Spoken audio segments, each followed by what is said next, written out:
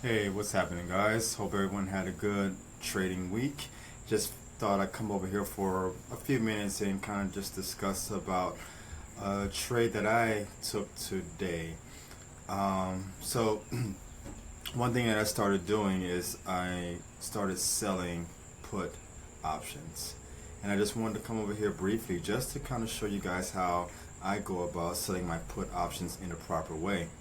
So the put option that I sold today, well, one of them at least, was on the UPRO S&P 500, which is an ETF of the ETF S&P 500. So you can get it for a little cheaper because the S&P 500 is probably about $595 or so, and this one here is about $81. So basically, when I went into this trade, what I was looking for was, number one, the stock to have a down day. Whenever you're selling shares or selling puts options, you need to make sure that the stock is having a down day because you always want to get it when it's going towards the low side.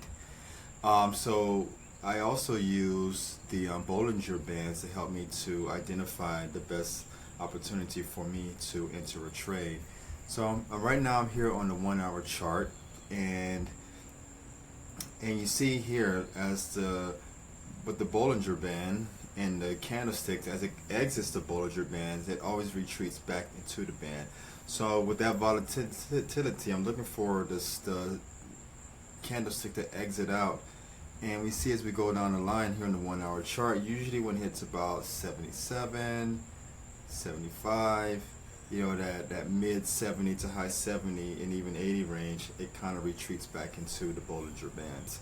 So what I did is I waited for the stock to head towards the lower end of the Bollinger Bands, as well as I looked into my RSI to let me know if that stock was being oversold or overbought. So at the time when I entered the trade, it was being oversold. It wasn't fully into the oversold level, which is anything 30 and below, but for my risk tolerance, it was close enough. So I was able to enter the trade, and because of that, I will be able to benefit off of that volatility more than likely. Now, one of the things you want to do when you do enter a option trade is that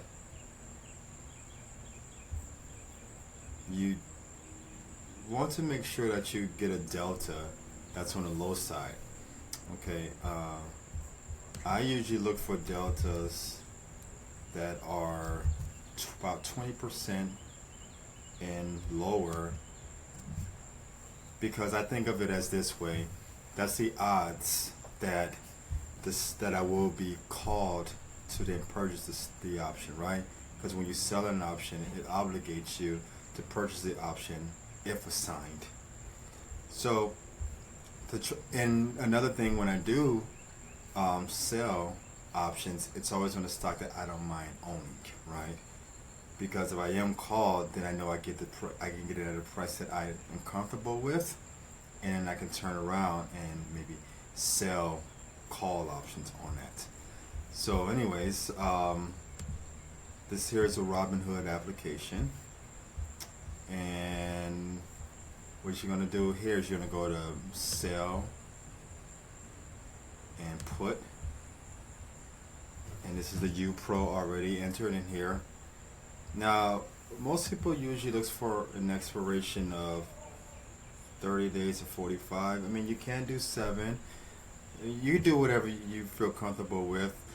The further out you go, then the higher the premium, right? Because that's the whole idea behind selling options, is to collect the premium. So we'll select here the 3rd of July for expiration. Now, as I said, I always sell options that are no one in the money, and that have, right, a low delta of 20% and below. So here we see the delta here is 30, so that's kind of on the high side. You do, for a higher delta, you do collect more premium. This one's giving you $1.35 per share. So of course, with all options, When you buy one contract, that equals to 100 shares, so that's actually $135. But just going down a little further, let's see if we can find one. Let's move that over. Still a little on the high side. How about the 76? That's still 25%. And we could go with the 25% chance, but if we really don't want to get assigned and really lower our chance of assignment, then we will continue lower. But as we continue to go down lower and lower, we see that the premiums begin to decline.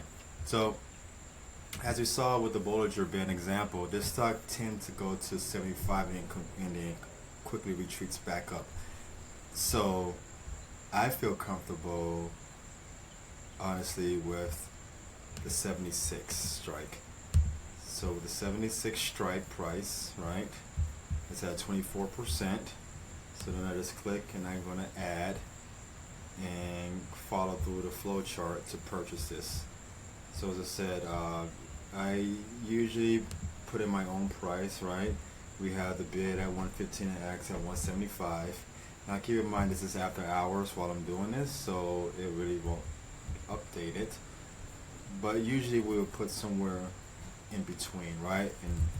And hopefully get our order filled. If not, we'll always adjust it and try to get our order filled that way, and then review and submit it.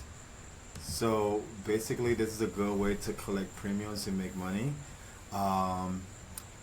passively, because one or two things can happen. The stock can reach expiration and not reach that strike price of 76, meaning that the stock has to close at that day at 76 and below for me to be assigned, or if it does close at the end of the trading session at the 76 and below, then I can be assigned those shares. And if I sold one contract, then I will be then obligated to purchase 100 shares, which I'm okay with because it's a stock that I'm comfortable with, and I put it at a price that I am comfortable with paying for. Alright folks, so I just wanted to kind of come over here for a moment and discuss that with you all. Have a good weekend, and let's go ahead and get busy again next week of trading. Alright, take care.